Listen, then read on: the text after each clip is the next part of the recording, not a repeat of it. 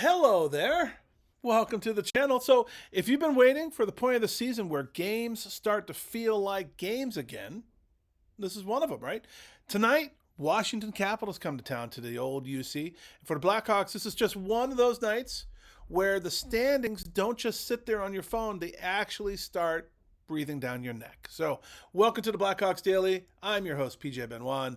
This channel is for the everyday Hawk fans who just want it straight, right? What happened, what matters, what to watch, and what it means next. No fluff, just Hawks. That's the way we like it. So let's set the table for tonight. We're doing a little preview of tonight's game. It's Capitals at the Blackhawks. The puck drop is 7 p.m. Chicago time. It's the second meeting of the season. We already won the first one, 3-2 in a shootout just last weekend, right? So now this is why this one matters. Hawks come in at 18-7. And they're on a 4-game win streak. And at home, we're 10-8-4. Washington is 22-16-6. So, you know, they got some beef to them. They've been more up and down lately. 3-5-2 in their last 10 with a 9-8-3 road record. So they are effective on the road. Standings-wise, this is a classic measuring stick game. Chicago's sitting at 43 points in the Central Division, where that middle pack is pretty tight. And Washington's at 50 points and right in the Eastern wildcard race. You win this game, you're not just stacking points, but you're proving that last week wasn't just a cute little heater either, a blip on the radar. There's some real progress going. So what to watch for, stuff that decides this game. A, can Chicago keep the special teams edge? We've been really good as of late, like really good. The Hawks have been riding that momentum lately, and special team swings to games for teams like this, right, in these type of games. If Chicago stays disciplined and keeps their structure, especially early, we give ourselves a real chance to control the pace. Number 2, net front and score first hockey. ESPN notes that Washington is 19-7-2 when scoring at least 3 goals. Translation is, if you let this one turn into a track meet where the Caps hit 3, you're probably playing uphill all night. Chicago's got to push the first goal, make Washington chase. Number 3, Bertuzzi and that top group continuing to generate offense.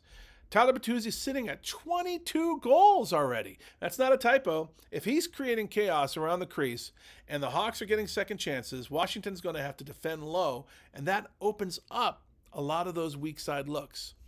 And then there's the return factor. This game is also sitting right in a window where Connor Bedard's status is the headline that everyone's watching for, right? Some listings are inconsistent, so I'm not going to promise anything here, but if he's in, it changes matchups, power play looks, and building's energy instantly. The cleanest place to track official availability is the NHL Game Center. Those teams, they provide updates right up to puck drop. And why this game matters. So Chicago's been playing its best hockey of the season at the exact time the standings are compressing.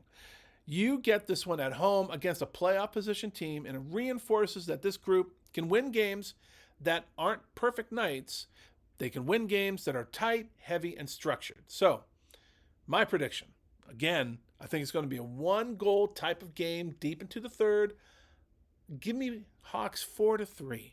And I'll say the difference is either Chicago special teams finding that one big moment, you listen to me, Lardis, or the United Center tilt early. Chicago scores first, and Washington spends the night trying to pry it open. Let me know what you think the final score is going to be in the comments. Which Hawks do you think are going to be the first star of the game? So who do you think is? Moving on from there, kind folks. Now it's kind of a stop the presses kind of thing because the Blackhawks made a trade. Believe it or not. We made a trade with San Jose Sharks, and this one is way more about the big picture than it is about who's scoring goals next week. So here's the deal, clean and simple. The Blackhawks acquire defensemen Ryan Ellis and Jake Furlong, plus a 2028 fourth-round pick. Now the Sharks receive defenseman Nolan Allen, like that kid, goalie Laurent Brossoit, our favorite ghost payroll-y, plus a 2028 seventh-round pick. So that's per the team announcement and reporting from The Athletic as well as the Chicago Trib. Now, if your first reaction was, wait, Ryan Ellis? Yeah, same, right? Ellis is 35. He hasn't played since 2021, with the Athletic noting serious pelvic injury and other lower body issues that basically shut his career down. So this isn't a help the blue line right now type of move. This is a Blackhawks doing something they've been signaling for a while. They're buying flexibility and managing that cap floor while the roster gets younger. We talked about this, right? The Athletic lays it out pretty clearly. As more prospects come up and more veteran contracts expire, it actually gets harder for a rebuilding team to stay above the salary cap floor without clogging the roster with players you don't want taking minutes from your kids. Ellis's $6.25 million cap hit helps solve that problem without blocking Levshinov, Vlasic, Kaiser, Renzel, whoever's next in line. The Tribune also points directly to the cap floor angle here. So let's talk about what the Blackhawks gave up. Nolan Allen is the tough part emotionally because he's a former first-round pick. He did get NHL games last year, but the Athletic also notes a key detail. He won't be waiver exempt next season. And Chicago clearly looked at their pipeline and said, where does he fit compared to the other young defensemen we're investing in? And then they also got Laurent Brossoit. This is honestly a pretty human part of the trade. He never played an NHL game for the Hawks. He's been out the last 2 years with various injuries after surgeries as well.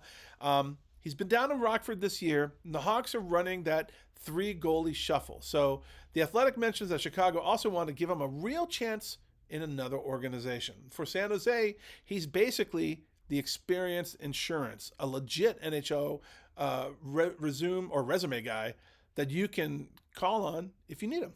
And then the pick swap. We move in 2028 from 7th to 4th. That's not nothing, and that's a meaningful upgrade in a deal like this. So my read is that Kyle Davidson is turning a crowded depth situation into future value and cap structure.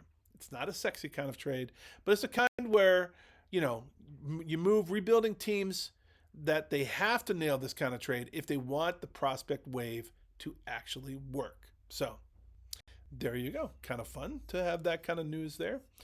Moving on from there, we have really one of the most, we're talking about a guy who's one of the most fascinating and honestly in the most stressful spots on the entire roster, and that's young Mr. Ryan Green. Now, before we dive into the tape, let's do a quick shout out to Mark Lazarus over at The Athletic for a deep dive on this. I'm using his reporting to break down why Green is currently the most unlucky player in Chicago. So here's the headline. The Blackhawks' current number one center hasn't scored a goal since November 30th. That's an 18-game drought. And usually if your top line center goes cold for a month and a half, the team is in a total tailspin. But with Green, nobody's actually sweating it. Why? Because the kid is almost scoring every single night. Since the drought started, only Tyler Bertuzzi has more shots on goal and more individual scoring chances among Hawks forwards. Green is finding the soft spots, he's getting great A looks, and he's playing on a line with Bertuzzi and Burakovsky that is actually humming. That puck just won't go in, but it will. It just hasn't yet. Green admitted to Laz that it definitely sucks, but you have to love his mental toughness here. He's a 22-year-old rookie who was a bubble guy to even make the team out of camp, and now because of injuries to Bedard and Nazar, he's thrust into the number one spot by default. That kind of pressure could break a young player, but Jeff Blashill is sticking with him because Green is just so even keel. A big question, though, is the finish. We know that Green has the hockey IQ. It's off the charts, really. He reads the play perfectly, but as Laz pointed out, he's never been a pure goal scorer like a Nick Lardis or a Bedard. He's maxed out at 13 goals in college. In 44 NHL games, he has 4 tallies.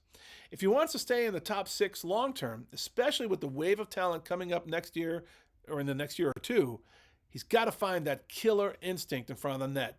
He thinks it's fixable. He just needs to find that first one so, get off the schneid, right? Lose that voice in his head. And honestly, even without the goals, he's actually raised his standing in the organization lately. He's got 6 assists in the last 9 games. He's winning huge faceoffs. He went 15 of 23 against the Blues. And he's playing responsible 200-foot hockey. So here's where it gets interesting. Bedard will be back much sooner than later. He was a full participant on practice on Wednesday. He might even play on Friday or Saturday. He might be playing coming up. So where does that leave Green? Does he slide to Bedard's wing? Does he move down to center on his own line? Or does he lose that spot to Oliver Moore, who's been absolutely flying since moving to the middle? And speaking of Moore, man, he looks like a different player at center. He's using that blazing speed down the gut, and he's playing with a level of confidence we haven't seen all year. Blashill mentioned that coaches usually beat the confidence out of you early on to teach you the right way to play, but Moore is finally coming out that other side of that. So the vibes in the room right now are night and day from December. The Hawks are 4-0 in 2026. They're 5-1-1 since Christmas, and they are somehow only 2 points out of a wild card spot. So think about that. No Bedard, no Nazar, and this group led by guys like Green and Moore stepping up. And, as we talked about before, other players that you normally don't hear their names, but they're chipping in, Campbell getting, not Campbell, but, Lardis contributing, and Dickinson coming in and scoring. Sorry, my mind is nuts. I went out for my son's 18th birthday tonight, so I'm recording this Thursday night, so I'm a little out of it. Anyway, lots of players chipping in that normally they haven't really been contributing as much, right? We always see is Bedard's name all the time, and now there's other players contributing, which is awesome. So, Green and Moore stepping up. They've dragged themselves right back into the hunt as a team.